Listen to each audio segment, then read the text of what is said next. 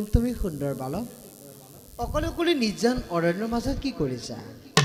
মই দৈত্যৰাজ হিৰণ্যকশিপুৰ পুত্ৰ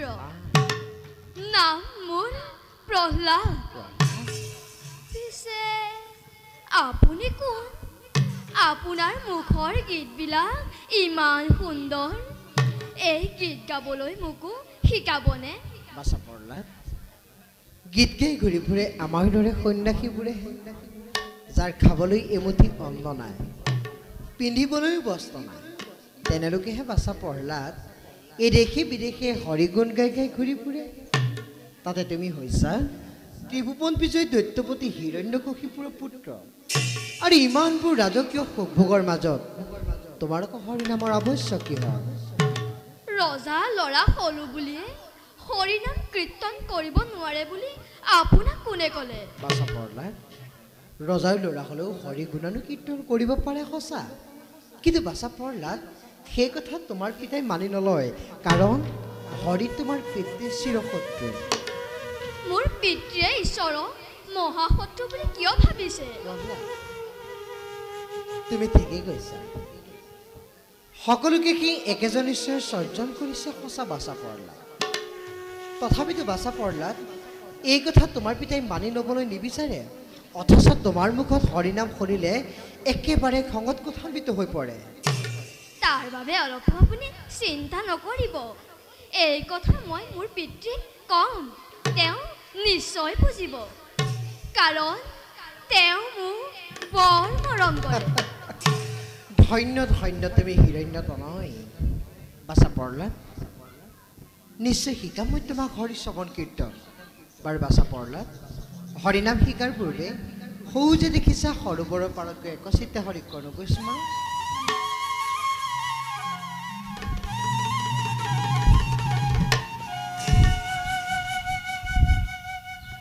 প্ৰণাম কৰা জগত নাথ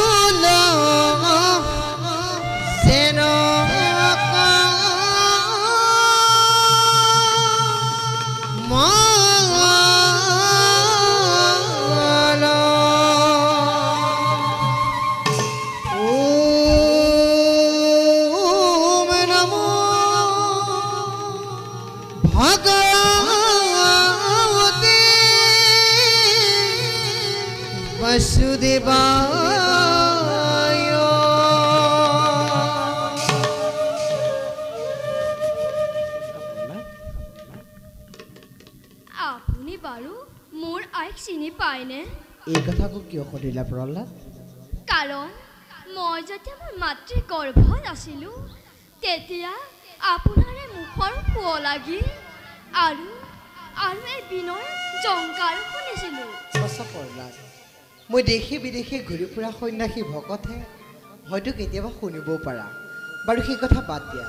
তোমাক নাপাই চাগে তোমাৰ মাতৃ দেৱী একেবাৰে চিন্তাত ব্যাকুল সিহে হৰিগুণ গাই গাই মাতৃ কাষে আগবাঢ়ো মই গাই যাম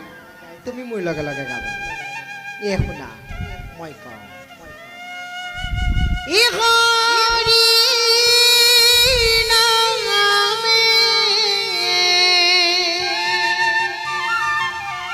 হৰি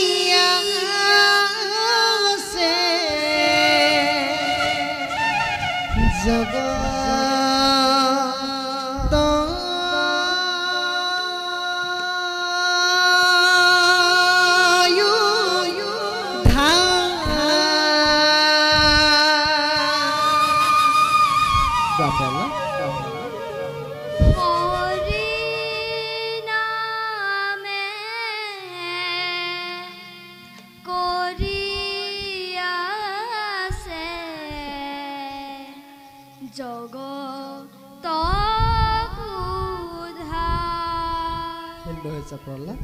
গতিকে ব'লা আমি যাওঁ যাত্ৰা কৰোঁ ই হৰি বোলা হৰি বোলা হৰি বোলা হৰি নামৰ বিনে জানা আগতি নাই হৰি নামৰ বিনে জানা